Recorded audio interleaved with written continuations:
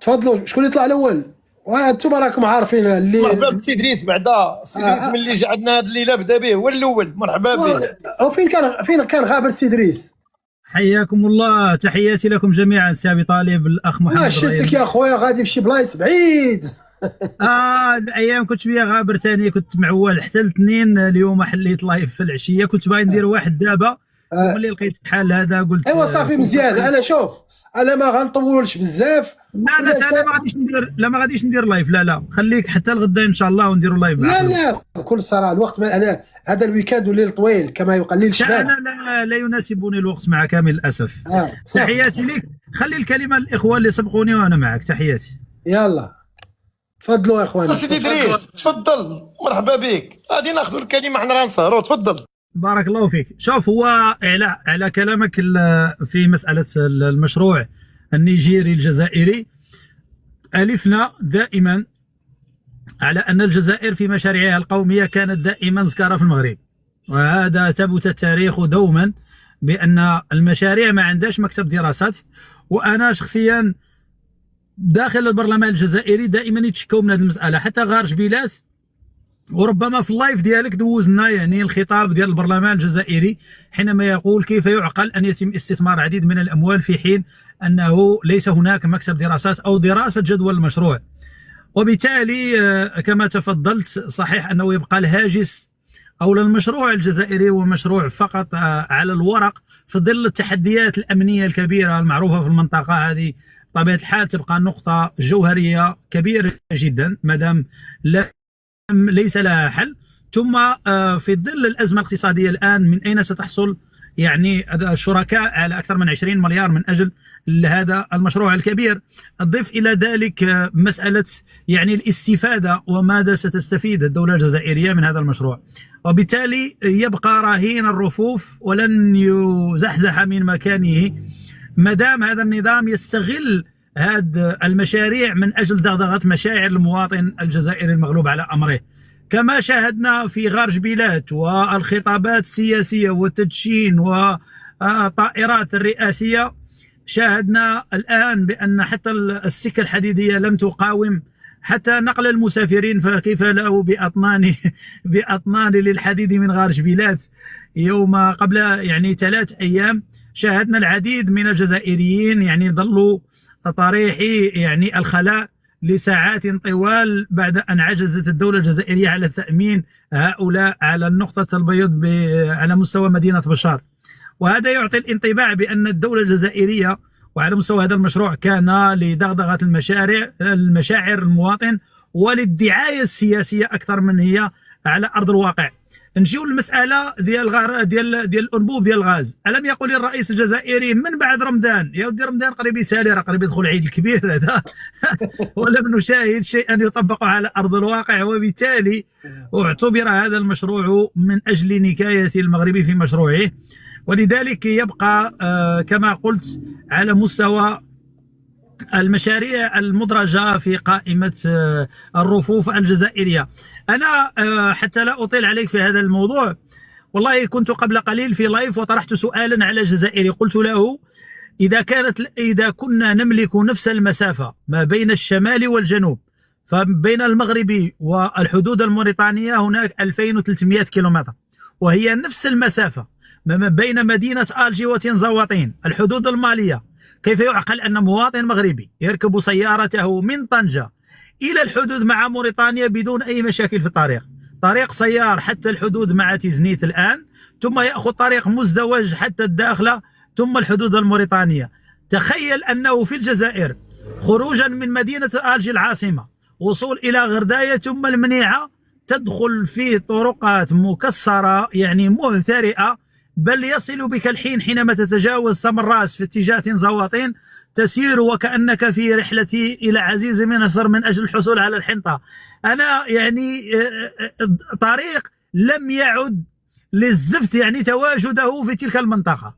غريب أمر هذه الدولة. وطرحت السؤال التالي: كيف بالله عليك دولة لديها من الثروات الطبيعية ليست في حروب ثم لا تستطيع بناء يعني طريق رابطة بين الشمال والجنوب، وللأدهى من ذلك أنك سميتها طريق الوحدة الإفريقي عن أي وحدة إفريقية ما دام المواطن الجزائري يمشي في تلك الطريق وهو كأنه في طريقه إلى كابول. هذه النقطة الأولى. السؤال الآخر، أنا شاهدت بأم عيني في مدينة تمراست، هذه المدينة المتواجدة في العمق يعني بعيدة عن الوسط الجزائري بالقليل، يعني مواطن جزائري يخرج يقول لك أنا ندير 3 أيام باش ندير البلان ديال المازوت في الجزائر. كيف يعقل مواطن في دولة جزائرية يحتاج ل3 أيام وهو يعني يبات في الطوموبيل ديالو 3 أيام باش يدير البلان في بلاد تصدر المازوت؟ يا بالله عليك لم أشاهد أمرا هذا. وأنا هذا ليس بغريب على الجزائريين. لماذا؟ لأنه يوم أمس شاهدنا أو قبل أمس شاهدنا كيف أصبحت الدبلوماسية الجزائرية والعسكر الجزائري يساوم بالحراقة الجزائريين الحصول على الفيزا. تخيل أن السلك الدبلوماسي الجزائري والنظام الجزائري من أجل حصوله على الفيزا يعني ربما لم يراعي حتى مصالح أكثر من 2000 شخص ذهب هروبا من جحيم اسمه الجزائر، ثم ترغمه على العودة فقط من أجل أن يحصل السلك الدبلوماسي على كما نقولوا الفيزا الدبلوماسية. أمر غريب وعجيب جدا. وبالتالي في هذه النقطة أقول لم يسبق يوما في الجزائر أن تم إنجاز مشروع قومي كانت له دراية بالأمر. وحتى يعني لا أطيل في هذه النقطة أختم بهذه، إذا كانت الجزائر على مستوى مثلا الموانئ الكبرى في الدولة فهي قامت كما قلنا بالميناء ديال الحمدانية زكارة في المغرب حتى لا يعني يبدأ في استغلال طنجماد. أصبحوا مرغمين منبطحين لأخذ المواد من طنجماد. النقطة الثانية على مستوى مثلا الصناعة في رونو. الصناعة في رونو الجزائر أعطت $1 مليار للفرنسيين فقط حتى لا يحضروا إلى طنجة، حتى شاهدنا بأم أعيننا الجزائريين يحصلون على قطع غيار مكتوبة فيها صنع في المغرب، وعلى آخر أيامهم ولينا نشوفوا الجزائري خيط رويدة وواحد راكب الأحمر جايب 4 البنوات. هذه كارثة ومهزلة. والمشكلة الكبيرة يعني حينما تتكلم عن المشاريع القومية الكبرى، بالله عليك أخي أبي طالب وأختم بهذه، إذا كنت أنت تريد الاستثمار في مشروع بعيد ليس لك أناقة ولا جمل، كيف تنتظر من قطري يجيب لك بقرة باش تولي على خريامك سارح في الجزائر؟ بالله عليك أجيبوني عليها. وتحياتي لكم وشكرا على المساحة. بارك الله عليك سي إدريس، والله أفتى. تفضل سي الرائي المغربي، مرحبا. السلام عليكم ورحمة الله. تكبيس يا أخوة الكرام، تكبيس وشير. تحية طيبة أستاذ أبي طالب ومن خلالك إلى الإخوة والأصدقاء في بريطانيا. تحية لضيوفك الكرام الأخ مولاي إدريس العالمي ومحمد. الإخوة المستمعين، قبل البداية للحديث عن مواضيعك التي أثرتها مشكورا، أولا نبارك للمغاربة ولكل أصدقائنا فوز المملكة المغربية أو المنتخب الوطني لذوي الاحتياجات الخاصة بكأس إفريقيا لكرة السلة، واللي كانت اليوم يعني لتنضم إلى إنجازات وسطوة المغرب على كل التظاهرات الإفريقية. وبذلك نقدر نقول على أنه إفريقيا أو بطولات إفريقيا تحت السيطرة المغربية. فاللهم واش كاين عندهم شي قجع آخر ولا شنو؟ كاين القجع تا هو كاين في الخفاء. على أي نبارك لهم السيدي. الله يبارك، الله يبارك ما شاء الله. الله يبارك فيك. كبر صورتك باش يكبس. اولا الاستاذ ابي طالب تطرقت الى موضوع انبوب الغاز الجزائري نيجيريا. هذا المشروع الذي كان بداية الحديث فيه في التسعينيات، ويعني زاد الحديث عنه مباشرة بعد إعلان المغرب بداية دراساته في مشروع الاستراتيجي المتعلق بالغاز الأنبوب الغاز المغربي النيجيري. ويعني بنيت عليه روايات وسرديات من الجزائريين على أنه سيكون يعني مشروعا قادرا على إفشال، أعيد وأؤكد، بنوا عليه سرديات ووقائع على أنه سيكون مشروعا قادرا على إفشال المشروع المغربي، لأنه كما قال الأخ إدريس وكما هو متعارف على السياسة سواء الاقتصادية أو الدبلوماسية للجزائر، حتى الاقتصادية في شقها الأساسي يعني مبنية على كل مشاريع مبنية على أساس عرقلة المشاريع المغربية. ونستذكر هنا الحادثة المشهورة أو التصريح المشهور للوزير الجزائري الذي صرح أمام المحكمة بأن الجزائر يعني صرفت ما يناهز 43 مليار دولار لإفشال صناعة السيارات في المغرب، فيعني يحاولوا يديروا مصانع لتركيب السيارات في الداخل. ونفس الأمر الآن يتكرر حول هذا المشروع.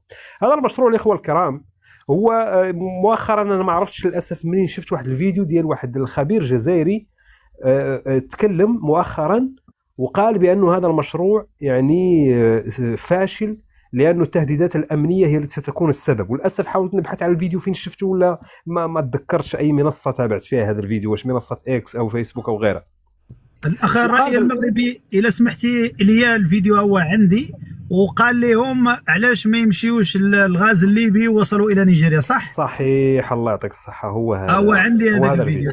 وهذا الفيديو أنا فقط بغيت نشير النقطة مهمة، لأنه نقطة مهمة أشار لها وقال بأنه اللي خص الناس يعرفوه على أنه هذه المشاريع ديال الأنابيب الغاز كل 100 كيلومتر كيخص بناء مضخة كتكون في هذا الأنبوب هذا.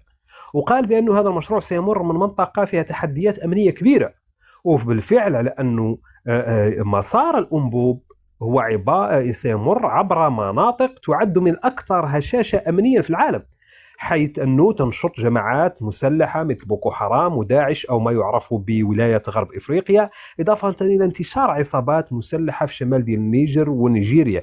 وهذا أشارت له ورقة بحثية كانت تكتبات سنة 2025 ويمكن لكم تلقاوها في مجلة ARO جورناليست واللي يعني مختصة في مثل هذه المواضيع. فبالتالي الأحداث اللي وقعت مؤخرا واللي تكلمنا عنها البارح أستاذ أبي طالب على أنه كان حادث أمني كبير في الحدود النيجيرية النيجر، واللي مات فيه راح ضحيتها ما يزيد عن 30 شخص. فبالتالي هذا المشروع من وجهة نظري أنا سيكون صحيح 33 شخص.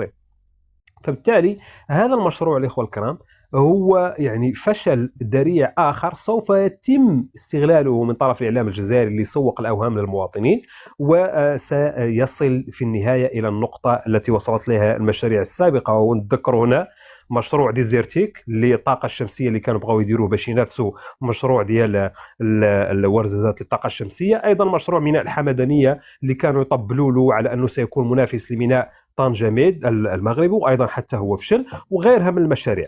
والأيام بيناتنا لأنه التحديات الأمنية في المنطقة كبيرة جدا ومستحيلة لأنه يمر. طرقت أيضا المشروع أو الموضوع اللي متعلق بقضية البعثة الأممية. فعلا الإخوة الكرام بعثة المينورسو في الصحراء، الولايات المتحدة الأمريكية عبر سفيرها في مجلس الأمن كان قد تحدث عن هذا الموضوع وقال بأن الولايات المتحدة الأمريكية تعمل على تقليص الدعم وإنهاء مهام بعثات الأممية التي لم تكن لديها أي جدوى، وعلى رأسهم بعثة المينورسو اللي الآن احنا داخلين في يعني ما يقارب ال 35 سنة من عملها وبدون أن يكون لها أي تأثير على النزاع المفتعل. وهناك مشروع مطروح على أنه سيتم استبدالها ببعثة فيها بعثة مغربية أمريكية. وبالمناسبة كانت هناك زيارة ل يعني خبراء أمنيين أمريكان كانوا في زيارة إلى الأقاليم الجنوبية بالضبط مدينة العيون والمناطق اللي في الوادي الذهب. فبالتالي هذه البعثة سيتم إنهاء شاء من شاء وأبى من أبى، والدفع نحو مخطط الحكم الذاتي واضح في هذا الاتجاه وواضح حتى في المشاورات والمباحثات أو يسموها مفاوضات اللي وقعت مؤخرا. وإحنا مقبلين أنه في هذا الشهر غادي تكون هناك يعني اجتماعين في مجلس الأمن سيخصصان لمناقشة تطورات المحادثات اللي وقعت بخصوص الملف ديال الصحراء، وغادي يكونوا فيه امور اللي غادي تكون صادمه لاتباع جبهه البوليزاريو وايضا للنظام الجزائري. واذا لاحظتوا معايا الاخوه الكرام على انه النظام الجزائري وتصريحات عبد المجيد تبون وايضا السياسيين الجزائريين قلت حدتها في موضوع الصحراء. لا اعرف اذا كنتم انتبهتم الى هذا الموضوع ام لا. طبعا هناك حتى تفضل إذا اسمح لي الأخ الرأي المغربي، الشريط الذي تبحث عنه هو هذا. كبسوا تسير الغاز إلى الجزائر. نعم. ومنهم وحدة في أرزو لتصدر أمريكا. نعم. يعني نرجعوا للمشروع تاع نيجيريا. تحديات قد سقط قبل كل شيء. راح تقومي ب يعني بناء أنبوب في ظروف ومناخ صعبة جدا. المناخ في الصحراء ما كان والو. ما تنساش باللي ماشي غير الانبوب، كان عندك محطات تاع ضغط الغاز كل 100 حتى 200 كيلومتر، والانبوب تاعك راه فيه 4000 كيلومتر. شكون اللي راح يسيرهم؟ شكون اللي راح يقوم بهم؟ ما نتكلموش على المحيط الامني فيها. وهذا الشيء كله راح تكليف زيد من التكليف الاستثمار. شحال يلحق لك يعني مردوديات في السعر تاعك باش تصدري. هذا قلنا تحديات كبار لابد الان. جاني السينيال ولاد الحرام. هو كاين شي حاجه اكثر من السينيال. انا نخاف هذا السيد هذا يمشي للحبس عن طريقك هذا. سبحان الله تستغلوا هذه الفرصه دائما. اعتذر. لا عادي جدا. انا صيفط لهم كونتستاسيون ان شاء الله. صيفط غير الاخوه والاخوات تكبيس وشير وفتحوا لنا الجريده شويه باش هاد الناس ما يطيحوش لنا اللايف. واصل الراي. كملت والله الراي المغربي. لانه انا تطرقت لموضوع اخر. الا كنتوا باغي مازال تكلموا في موضوع الانبوب من بعد نديروا مداخله اخرى. تفضلوا. يلا. مولاي تكلم. محمد مرحبا به مولاي. والله الا بغيت تخلي. تفضل ابي طالب. اعطيني واحد ربع ساعه الله يطول عمرك. تفضل. انا كنسمع لكم. تفضلوا. طيب نمر الى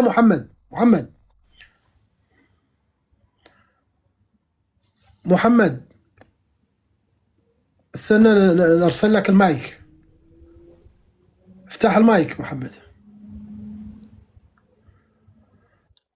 محمد عندك المايك مسدود. ايوه. السلام عليكم. اسمح لي كسبعيد. لا ابي طالب كدير سي ابي طالب واهلاي الدكاتره كبار الرأي المغربي وادريس سي ادريس. خلي لي سي ابي طالب خلي الكلمه الاخوان انا من بعد. طيب احنا هو السي نبيل دائما كيجي تعطينا الاخبار الصحيحه ونشوفوا نبيل واش يعطينا شي خبر يفيدنا به. تكميل يا اخوان الكرام وشير. سينو نرجع الى الرأي المغربي او الى ادريس اللي منكم باغي يواصل في المداخله. السلام عليكم ابي طالب. السلام عليكم. عليكم السلام. يلا انت سمعت الكلام ابي طالب. اوكي انا البارح كنت معك في مداخله من بعد نزلت. ما فهمت انا لما تكلمت على الارتفاع الاسعار المحروقات في المغرب يعني ما فهمتش عليها نزلتوني البارح لانه ما عرفت والله القسم انا ما نزلتك. ما انا ظنيتك شيء. واحد من المسرفين اللي راه عندك الاخ ابي طالب اكيد نزلني واحد من المسرفين يعني المفروض انه يكون يعني كنا في نقاش عادي حتى لقيت روحي نزلت يعني. هو نبيل ما لا محترم يعني. بارك الله فيك. أنا سمعت هذا الأخ الجزائري اللي تكلم. هو تكلم على صعوبات يعني هذا شيء منطقي في بلد عندها يعني إطارات عندها يعني تاريخ في إنتاج المحروقات يعني كاين إطارات كاين مهندسين. هذا يعني هو تكلم على واحد الجزئية مهمة. مثلا تكلم على التكلفة. يعني تخيل أنه هذا الأنبوب يمر عبر دولة واحدة. هو يعني قال انه راح يكون تكلفته عاليه فما بالك بالانبوب اللي يمر على 16 دوله. يعني اذا هذا المهندس وهذا الخبير تكلمنا مثلا لو كان تكلم على الانبوب الاخر راح يقول لك انه خيال وهم. يعني تخيل انه الانبوب لا انت لم تفهم كلام نبيل ما فهمش كلام المهندس على العكس. لا هو قال لك تكلفه. هو قال هذا انبوب في خلاء من الارض. اسمعني. هو قال الأنبوب في ظروف قاحلة وفي خلاء من الأرض ولا بد له من كل 100 كيلومتر محطة ضخ. أما الأنبوب الآخر الذي يعني يمر على هذه الدول وبالتالي كل دولة يمكن يعني وأنت في أجواء طبيعية. فهمت كيفاش؟ وكل دوله يمكن ان هو يقام لها يعني مضخ خاص بها. يعني فهمتك، هو تكلم على الظروف المناخيه الصعبه، لانه مر مثلا والظروف هذه موجوده فقط في دوله واحده اللي هي النيجر. يعني ولكن النيجر الاف من الصحاري يا اخي الكريم. على بالي هي المقطع يعني الحساس هو في دولة نيجر، لأنها دولة ضعيفة ما عندهاش بنية تحتية قوية، ما عندهاش إمكانيات. لكن شركة سوناتراك شركة عملاق الطاقة في إفريقيا، نظن أنه راح يقدر. وكاين بعض الأنابيب يعني مرة يعني في أصعب من الظروف هذه، يعني مثلا الأنبوب الروسي، يعني المسافة اللي يربط ما بين أوروبا وروسيا المسافة كبيرة. ولكن هذاك شوف أنا كتكلم على نور ستريم 1 ونور ستريم 2 اللي دايزين من أنابيب بحرية هذيك كتكلم على هذيك اللي ماشية من روسيا اتجاه أوروبا. المسافة وتحت البحار، ويعني مسافة كبيرة، ويعني كان ظروف صعبة. يعني المهم أنا قصدي أنه عملاق سوناتراك لا نظن أن الأمور اتوضحت. يعني شفنا زيارة رئيس الحكومة الجزائرية إلى النيجر، وتم تدشين محطة توليد الطاقة الكهربائية، ماشي مولدات، يعني ماشي إهداء مولدات، يعني محطة كاملة، لأنه في النهاية القدرات المالية لكل دولة. يا أخي الكريم يا نبيل خاصك تكون دقيق. الذي أعطوه هو انطلاق أشغال محطة انطلاق أشغال. بارك الله فيك، بارك الله. إذا ما تقوليش أعطوه، شوف ما دام هو مشروع يعني أنه غير منجز. المغاربة اللي نتحدث عنهم هي محطة ب5 مولدات أو 9 مولدات كهربائية. تدشين أنا يعني ما المغرب ليس تدشين، المغرب ماشي تدشين، المغرب محطة زرعها خدامة هذه 5 سنوات. تدشين والله. سمحت لي الاخ في هذا الموضوع اذا سمحت لي، لانه للاسف لا خليني غير نكمل بارك. سبحان الله، بالامس القريب كانوا الاخوه المغاربه يعني يملؤون الفضاءات في التيك توك ويتكلموا على العزله وعلى والجزائر يعني قطعت علاقاتها مع دول الساحل. وانا قلت لك الاخ ابي طالب ان هذه الخلافات ظرفيه ومؤقته وستنتهي. يعني والبعض كان يراهن في هذا الصراع أنه سيطول وفجأة سمعنا بمبادرة لم نعد نسمع عنها الآن، اللي هي مبادرة ربط دول الساحل بالمحيط الأطلسي. يعني اختفت. يعني نتمنى أن تعطونا أين وصلت هذه المبادرة، أم هي مجرد فقاعة إعلامية. الجزائر عادت إلى النيجر، عادت إلى الجزائر مجبرة، لأنه لا توجد أي دولة في المنطقة يمكنها أن تتحدى الجزائر بحكم عدة اعتبارات. الموقع يعني الجغرافي للجزائر اللي هو حلقة وصل ويربط الدول مع بعضها البعض. يعني الجزائر كموقع استراتيجي من الصعب تجاوزها، من الصعب معاداتها، من الصعب محاصرتها. يعني المنطق يقول هذا، وليس مجرد كلام يعني إعلامي من أجل التبريد أو أخذ جرعات أمل زائفة. يعني هذه حقائق الجزائر. الأخ أبي طالب إذا حبيت تعرف الجزائر افتح خريطة شمال إفريقيا وستعرف، يعني مجرد نظرة بسيطة يعني لثواني ستعرف أن الجزائر هي لاعب أساسي لا يمكن تجاوزه أو العبور يعني بدون يعني أو تجاوزه أو إجراء أي حسابات في المنطقة بدون أن تكون الجزائر حاضرة. هذه نقطة. لا اشرح لي هذه. يعني الجزائر بحكم الموقع الجغرافي نتاعها كواجهة للبحر الأبيض المتوسط بطول سواحل 1400 كيلومتر والبعد تاعها الإفريقي، هي مهمة لكل الدول التي بجوارها. يعني الجزائر هي بوابة إفريقيا. يعني مدينة تمرست.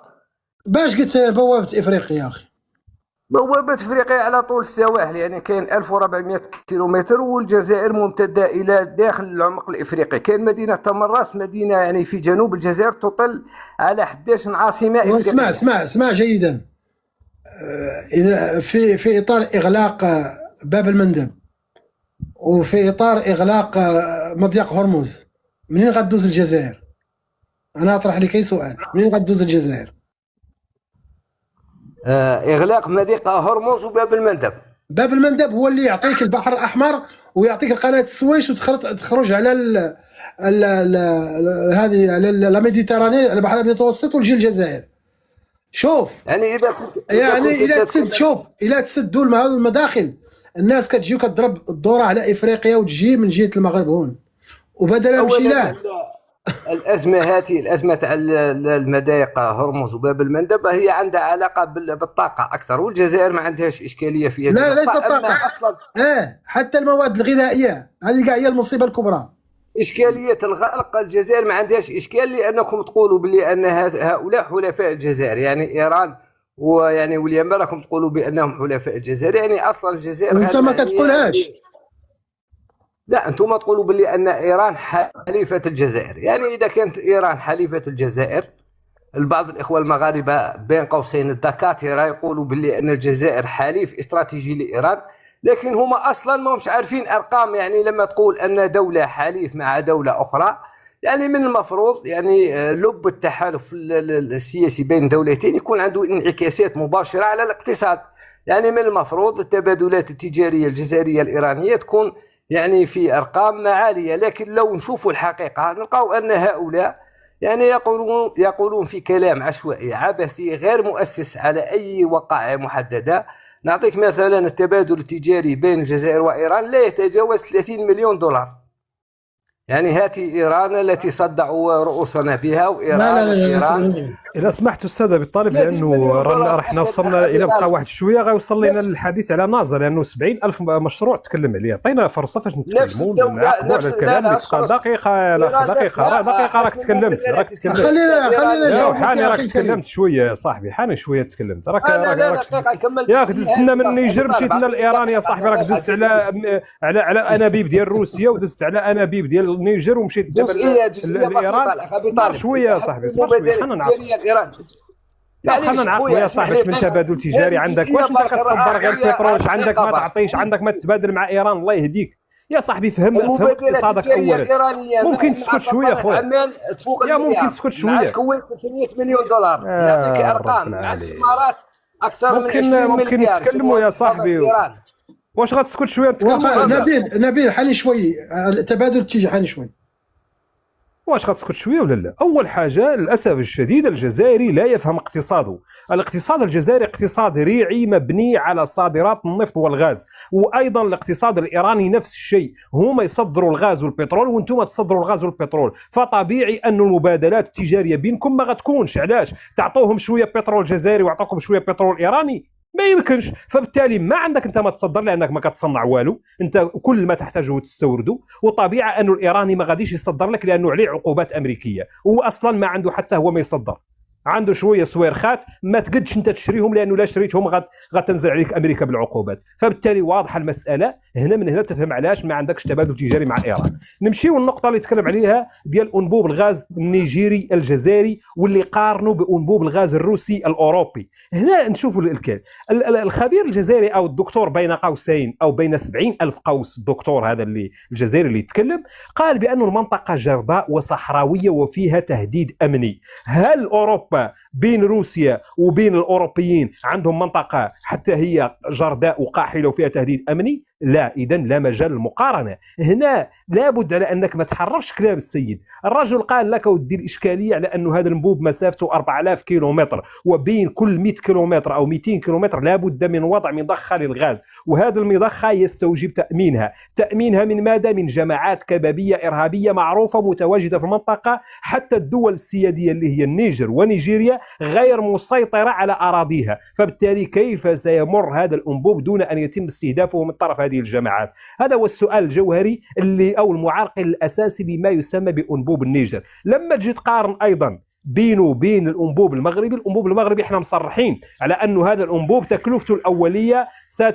ستفوق 25 مليار دولار، ودخلت الإمارات ودخلت أيضا صناديق سيادية اللي غادي تموله وسيمر تحت البحر، أي أنه ما عندوش تهديدات أمنية نهائيا، بالإضافة إلى أنه جميع البلدان اللي غيمر من السواحل ديالها مستفيدة منه وغادي تحيد عليها إشكالية استيراد الغاز. هذه أول. ثانيا نمشيو النقطة اللي تكلم عليها، قال بأن كل دولة مقدراتها المالية، وإحنا بنينا محطة للكهرباء في النيجر، وهذه كذبة ما أنزل بها الله من سلطان، ونحيي السادة بطالب أن نصحح له، لأنه ما قامت به الجزائر هو تقليد المغرب في أنها دشنت يلا غادي يبداو أنهم يبنيوا للنيجيريين واحد المحطة ديال الكهرباء، وهذه هي الهدية اللي قدمتها الجزائر باش أن النيجر ترضى عليها. وهنا غادي يكون التعقيب والتكذيب للكلام ديالو على أن النيجر عادت للجزائر، وهو العكس ما حدث، لأن الذي اتخذ خطوات سحب السفير هما الجزائريين، وأن الجزائر باش ترجع للنيجر خضعت بل وقدمت المال، ومن خلال تدشين بناء محطة الكهرباء. المغاربة جاو عندهم النيجيريين قالوا لهم اودي حنا راه عندنا مشكلة في الكهرباء، قالوا لهم المغاربة حنا جايبين لكم 5 مولدات للكهرباء غنبرونشيوهم، غادي نديروا امارش، غادي يخدموا، غادي توصل لكم الكهرباء. اي ان الدولة المغربية قدمت لهم حلول سريعة وآنية لمشكلة الكهرباء، ماشي بحالك انت جيت الان يلا غتحط البريك، يلا غتبدا تبني وسير من هنا العامين يلا غتخدم وشوف واش غتخدم. هنا فين الفرق بين التفكير ديالنا حنا والتفكير ديالك انت. اما باش تجي تقارن على مقدرات الماليه وامكانياتنا الماليه، انت كتسنى المغاربه حتى كيديروا شي بروجي عاد كتجي تدير بحالهم، عاد تجي تقول لهم الا عطاوكم المغاربه الكهرباء حنا راه عندنا الكهرباء نديروها لكم. ما عندكمش قدره انكم تكونوا مبدعين في الدبلوماسيه الاقتصاديه والاختراق الدبلوماسي. خليني مازال ما كملت خويا، مازال ما كملت. سبحان الله. نمشيو لنقطه اخرى. اولا إلا كنت الآن تتكلم عن المبادلات التجارية، نتمنى على أنك تعرف كم هي المبادلات التجارية بين المغرب وموريتانيا ومالي والنيجر وبوركينا فاسو اللي هي منطقة الساحل بصفة عامة، وبينك أنت معهم، وبالأرقام احنا متفوقين عليكم، بالإضافة إلى تواجد البنوك المغربية في حدودك أنت، وأنت كدولة جزائرية بنوكك غير متواجدة في هذه الدول. يلا مؤخرا مشيتوا لموريتانيا فتحتوا فيها واحد البنك ولا جوج وشوف واش خدامين ولا لا. فبالتالي المقارنة في هذا المجال لا يمكن بيننا وبينكم، لا في طريقة دخولنا نحن لهذه الأسواق ولا في طريقة تواجدنا، بالإضافة إلى السياسة الدبلوماسية الصبيانية ديالكم على أنكم كنتوا باغين أنكم تفرضوا على هذه الدول أنها تخضع، ولم تخضع، بالعكس بل هي سحبت سفيرها وقطعت معكم العلاقات، ومزالكم الآن راكم واحدين مع مالي ما قدرتوا لها. اليوم جيتوا عند النيجيريين بقيتوا يعني باش تردوا لهم، بديتوا تعطوهم في الهدايا، تعطوهم في أموال الجزائريين وتوزعوا بالمليارات للأفارقة، بينما المواطن الجزائري داك الشيء اللي فيه يعني كافي بلا ما ندخلوا نناقشوا فيه لانه ما يهمنيش اصلا. انا الراي المغربي الى سمحتي لي استاذي غادي نقاطعك، انا ناخذ غير دقيقتين وانسحب. انا عندي سؤال ابي طالب، كم تخسر الجزائر من مليار متر كيوب من اجل انتاج الكهرباء من الغاز الجزائري؟ هل لديك الرقم؟ ليس لدي الرقم لتحويل الغاز الى الكهرباء. لا ليس لدي الرقم. هذا سكوب ربما غادي تسمعوه غادي تشد من راسك. اسمع مزيان، هذا الرئيس السابق حشيشي ماذا سيقول. تستهلك الجزائر لإنتاج الكهرباء 25 مليار متر مكعب سنويا، حوالي 25 مليار من الغاز. أعطيك الأرقام وقلت لك سكوب. لماذا؟ لتوعية المواطن الجزائري، لترشيد تخيل بأن دولة تخسر 25 مليار متر كيوب من الغاز فقط من أجل إنتاج الكهرباء، ثم تذهب لكي تبني محطة للكهرباء في النيجر. وزاد كملها الجزائري قال لك تمراس تطل على 11 تمراس تطل على جهنم.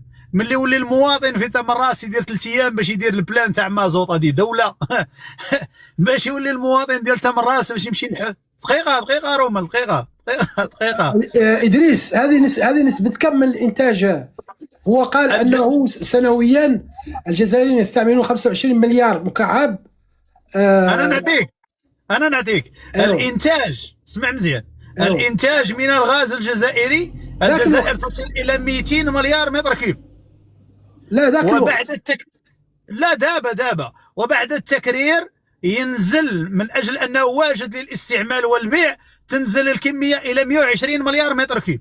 25 مليار تذهب فقط من إنتاج الطاقة. عرفتي علاش؟ لأن الجزائر ليست لديها القدرة على البناء لمصادر متجددة للطاقة، بحكم أولا الصحراء الجزائرية لديها أحسن موقع مقابل للشمس من أجل إنتاج الطاقة الكهربائية، وليست لهم لا القدرة ولا العقول ولا حتى الشخصيات النافذة من أجل صناعة الطاقة عبر الطاقات المتجددة. لذلك إن وصلت بك الدرجة ديال الفنيان والبراكاصي أنك تخسر 25 مليار متر كيب من أجل إنتاج الكهرباء، وكي تبغي تمشي تصوب محطة في النيجر، اعلم جيدا أن لا زال هناك مواطنون في الجزائر ليست لهم طاقة في الجزائر. لذلك ولكن دريس، نعم، انا الان جبرت مصدر، انت كاع يا اخي انت رحمتهم. المصدر الذي امامي يقول ان الجزائر تستهلك جزءا كبيرا من غازها المنتج، حيث يوجه 50% من اجمالي الانتاج للاستهلاك المحلي، وهو ولكن قيمة أنا 60 مليار. لا، ولكن انا راه تكلمت غير على انتاج الطاقه، مازال ما هضرناش على الغاز. انتاج الكهرباء ادريس، انتاج الكهرباء. انا هضرت غير على الكهرباء بوحدو. بلا الغاز المنزلي. لا الا سمعتي حشايشي هنا انا غنعاودها لك. لا فهمت الان. يعني الكهرباء وحده تقبل 25 بلا الاستعمال 25 مليار، ولكن اجماليا 50% او اكثر من 50%. هو شتي كاع ما بقى لهم والو، ما انا غير نهضر بخاوي. لا نعطيكم واحد، لا سمحتي دريس غير 30 ثانيه، نعطيكم واحد الخبر اخر على انه غير اصبر غير معلومه بسيطه ونسكت. معلومه بسيطه ونسكت يا نبيل. 1800 واحد راهم يشوفوا فينا، يعني هذا يا نبيل معلومه بسيطه ونسكت يا نبيل. رومان خليهم يكملوا. خلي الراي المغربي، راه خدينا له الكلمه، خلي الراي المغربي ومن بعد خذ الكلمه. تفضل الراي المغربي. تصوروا معي على انه مؤخرا بعد ما حدث في الشرق الاوسط ويعني ارتفاع اثمنه الغاز وما الى ذلك، الدوله الجزائريه وجهت برقيه الى كل الصناعات الاستهلاكيه للغاز الى تقليص عملها باش انه يوجهوا هذاك الغاز الى التصدير، بمعنى انه المصانع ديال الاسمنت، مصانع صلب الحديد وغيرها من الصناعات الاقتصاديه اللي كتستهلك الغاز، قالوا لهم حبسوا الخدمه لانه غادي نصدروا الغاز بدل ما انه ينفعوا به الاقتصاد ديالهم، بانه المواطن الان اللي كيطبل الغاز هو براسو مانعينه انه يستافد منه. الا كان عندك بروجي الان في الجزائر ديال خاص مصنع للاسمنت او ايا كان، تم تقليص الكميات اللي كتنضخ لهم باش يوجهوها للتصدير. انا الراي المغربي اولا ابي طالب حق الرد. لا خاطئ، اعطونا انا ردوا لي. انا كنت كلمتم على عده نقاط. بلاتي اعطيني غير دقيقه واحده، والله ما نفوتها دقيقه واحده نبيل، دقيقه واحده حتى اؤكد الكلام ديال السي الرأي المغربي. هذا معمل للاسمنت توقف بشكل كلي بسبب ان الغاز غيمشي لطاليان. هانت يا جماعه راهي والله كان خلات جماعه كل راهي مقاريه، الناس كلها مقاريه، ربي يجيب الخير وخلاص. الحكايه هذه تاع ايران اخوتي راهي راح تحبس كلش. كيما اليوم هنا في لوزين تاع السيما قال لك الغاز راح حابس، ما كانش سيتادير راح يحبس، الله اعلم مش راح يحبس، الله اعلم. هذه راهي بارتو قال لك الوزنوات تاع الجزائر كلها راح يولي الغاز راح قليل. الشركات غيوقفوا، المواطن غادي يحبسوا عليه باش تبقى طاليان على خاطرها. تفضل الكلمه. وانا اي حاجه باش تبقى ميلوني ضحكه. اصبر يا نبيل اصبر. انا اي حاجه قلتها عندي لها دليل. تفضل.